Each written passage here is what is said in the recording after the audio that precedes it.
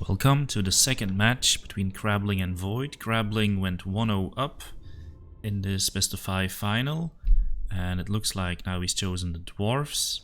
He's going up against Void's Lizardmen. The Lizardmen at first glance are not really bringing any of their new units. I don't know how useful they would be against Dwarfs anyway. But this is very interesting. We have Thorek, Ironbro, and a whole lot of cannons. And another thing that's interesting is these Master Engineers, they can now replenish ammunition.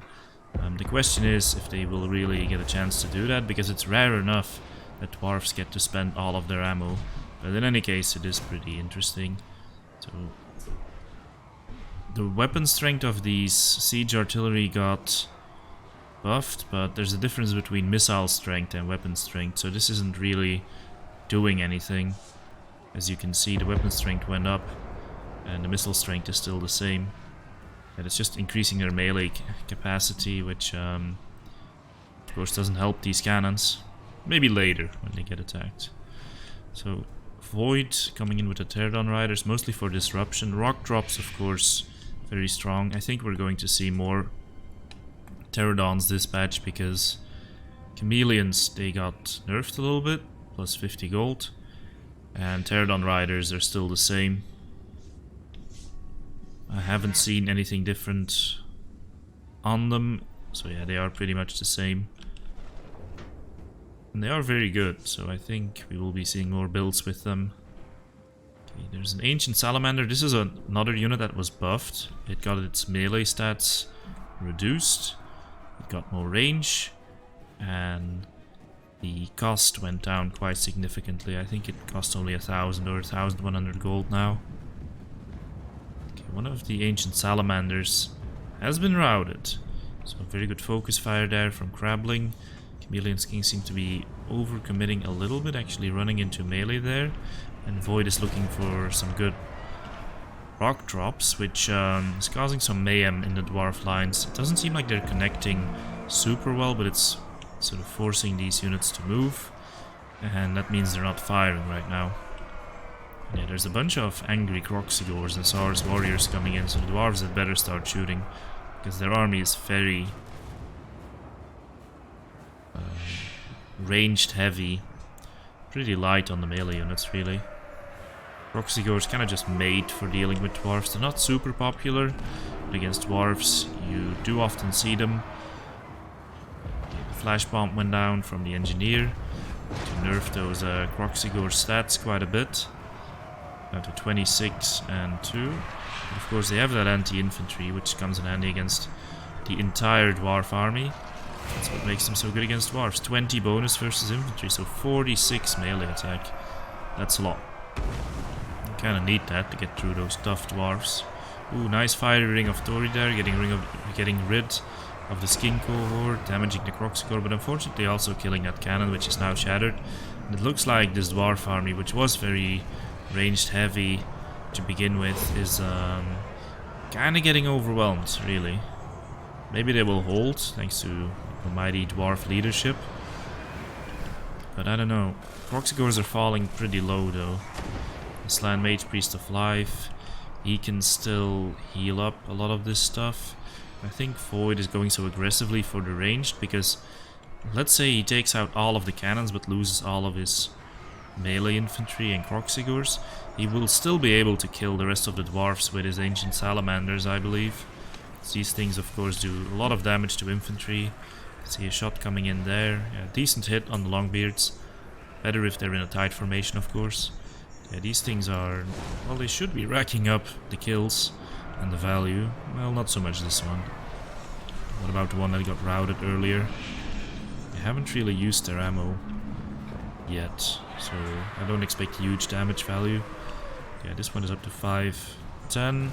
Yeah, the thing they're going to have to do, I think, is shoot these Nor Grimlings. And that was a good hit. That was a good hit. Instantly brought him up to, let's see. Yeah, that did like over 150 damage value. So Krabbling is consolidating his troops, winning the melee engagements. But yeah, the Ancient Salamander here even taking out a cannon. I don't know if they can destroy models on them, but it kind of looked like they did. In any case, the crew has routed, so even if the models were still... Yeah, one of them broke.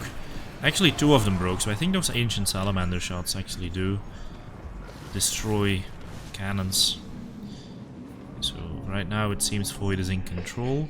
He's sort of low on numbers. Well, not that low, but he is outnumbered a little bit by the dwarves. But of course the things he has remaining, well, two of them are ancient salamanders, which this one is still has 10 ammo, this one has 10 ammo, so he can still shoot quite a bit.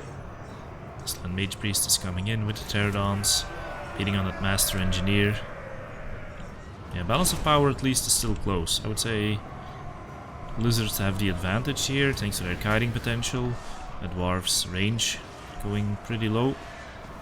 There's still a Master Engineer, but enough Saurus here to keep him in combat and really beat him down. He's not really a melee character. He's trying to retreat towards Thorek and the Longbeards. It seems this engagement is being won. The Slann Mage Priest, of course, will do very little damage in combat with these dwarves, but he's still a beefy boy,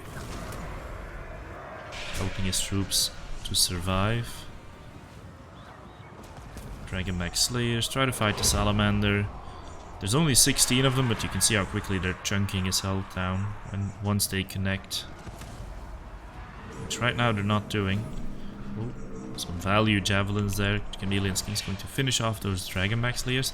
And if they manage that, then there's nothing really left to put pressure on this Salamander. So he can go and deal with these Longbeards. Although it seems the Longbeards, they're trying to pull away from that engagement.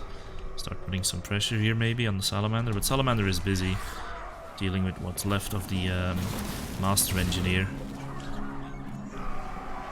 Slayers just keep going. Crazy guys, these Slayers.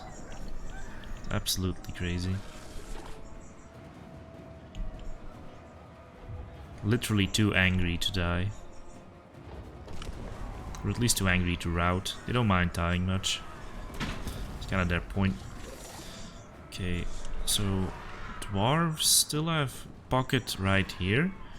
And managed to rout the Ancient Salamander again. While the Master Engineer has his gun out. And this guy has 180 range.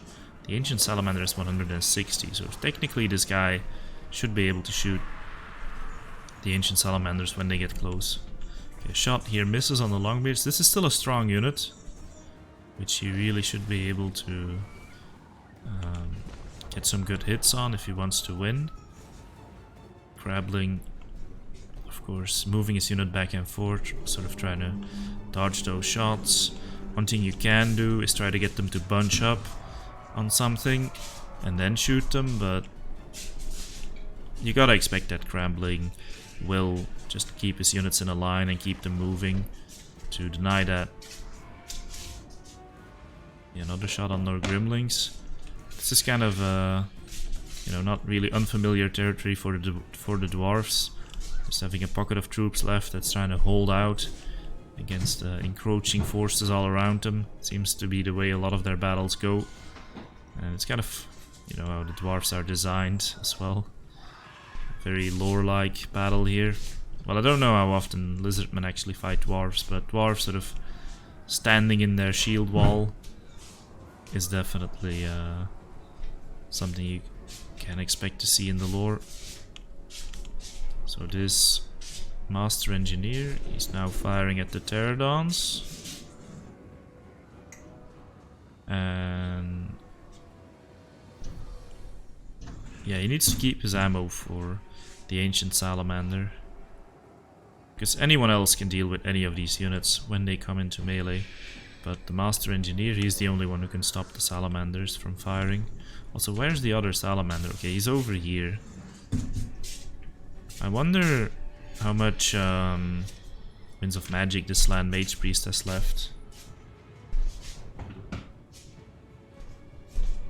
Because if he's able to heal these Salamanders... I know they're not really melee monsters, but at this point these units are very depleted.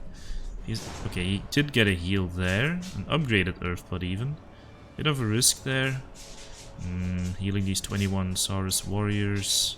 Is it worth it? Well, he's regaining quite a bit of hit points on them. So I would say it might be, but not really. It would have probably been better to get it on this Salamander, but he was out of position. So he threw the heal into the Salamander and the Croxigors, which is fair enough.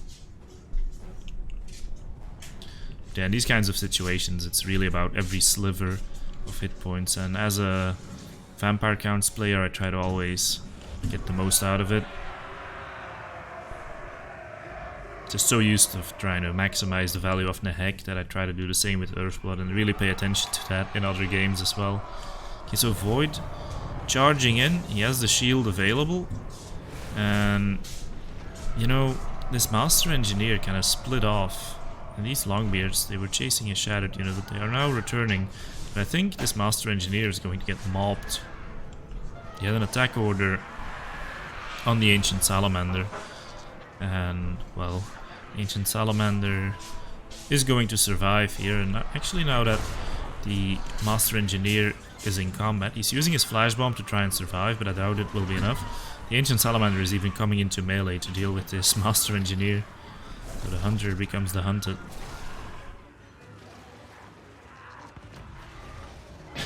Longbeards and our Gremlings Ironbreakers, of course, still kicking. Now going into melee against the Ancient Salamander over here, but yeah, the loss of this Engineer is pretty massive. Like, imagine if he had been able to use his Flash Bomb in that main engagement, and if he was still around to deal with the loss of, well, to shoot the Salamander when it came in to deliver those last 6 shots, which it is going to do now without any problem. And is there still healing? 90 Winds of Magic is a lot to burn through, and I haven't really seen the Lizardman spamming spells, so I wouldn't be surprised. Oh, this is an annoying situation for Void. The Master Engineer is routing in the wrong direction. Well, from his perspective anyway. He's routing towards his... He's routing towards his own troops. And yeah, this is a banishment, I think. No, it's a master rune. Would have been funny if he threw a banishment onto his own troops. Yeah, it's the rune from Thorek, which it's a really good rune, the master rune of Wrath and Ruin. But I'm not sure if it was a master rune. It's kind of hard to say. The Overcast is the master rune these days. But in this case, yeah, it's just most of the things that are left are single entities. So the runes can't really do that much anymore.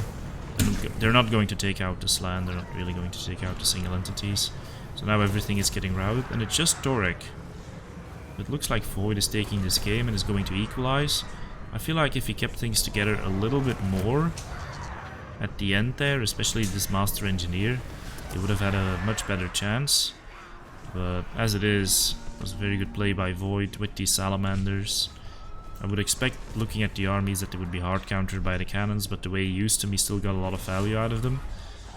And yeah, Crabling's build didn't seem to be expecting a rush, really. Seemed to be prepared to deal with Kite rather than rush. And that's it. Void equalizes. Very hard fought battle there. Thorek doing, quite a bit. Master Engineers, at least one of them, doing quite a bit.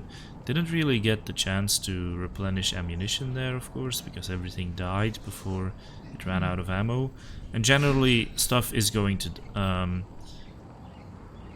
not going to run out of ammo. If it runs out of ammo without dying, then it's probably, you've probably already won the battle at that point. But it could be useful on stuff like gyrocopters or maybe miners. Damage that you can quickly do and ammo that you can quickly spend. Like Croxigors, absolute champs. And the Salamanders, as I said, used pretty well. The Salamander still had a bit of fight left in him, so it could have gone even higher with his value count. Okay guys, that's 1-1. Let's see how this best of 5 continues in the next video. Thanks for watching.